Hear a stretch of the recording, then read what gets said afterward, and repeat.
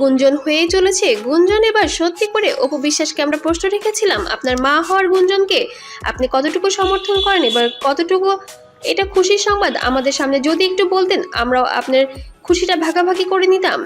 প্রশ্নের উত্তরে অপু বিশ্বাস বলেন, এটা গোপনই থাক, এখন কিছু বলতে চাচ্ছি না, তবে হ্যাঁ শীঘ্রই বলবো। তবে একটু ডিপ্লোম্যাটিক থাকলে, সবার মধ্যে কিছু গুঞ্জনের মতো কৌতূহল থাকলে আমাদের জন্য তাদের শুভকামনা বেশি থাকবে। এই এটা সিক্রেট থাকুক, আমি সব জানিয়ে দিব। একটু ডিপ্লোম্যাটিক থাকুক, যে ঠিক আছে জানিয়ে দিব কি হতে পারে সব জন্য এই বিষয়টা আমি এবার হাইডি রাখতে চাচ্ছি, কিন্তু অতি শীঘ্রই আমি আপনাদের অফিসিয়ালি জানাবো।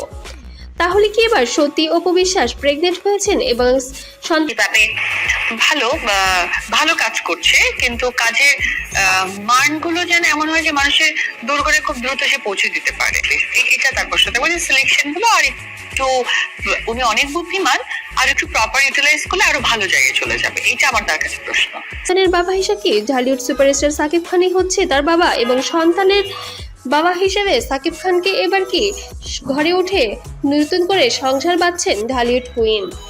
তবে তাহলে বুবলির কি হবে, এ কথাই যেন তখন কিন্তু আমরা নিজেদের মানুষ হয়ে যাই, তো সেই জায়গা থেকে নিজেদের কাছে নিজেদের তো চাওয়া পাওয়ার কিছু থাকে না। তো আমরা কার কাছে চাইবো, যেখানে আমাদের আলটিমেটলি চাওয়া দরকার, আর যেখানে আমরা চাইবো না। যেমন আমি কখনোই আমার পরিবারে আমার মামা দাদা দিদি বা তাদের কাছে বলবো না যে তুমি আমাকে এটা দাও, থাকবে না। এবং চলচ্চিত্রের ক্ষেত্রে নিশ্চয়ই বাজেট নিয়ে বুবলি অজ্ঞান হয়ে এবার মারাই যাবে। তবে তাতে অপুর আর কোনোই যায় আসে না, কারণ কাবাব মে হাড্ডি হয়েছিল বুবলি, তাদের সুখের সংসারে বাধা হয়ে দাঁড়িয়েছিল শবনম ইয়াসমিন বুবলি। এই জন্য এবার উচিত শিক্ষা দিবে শবনম ইয়াসমিন বুবলিকে অপু বিশ্বাস।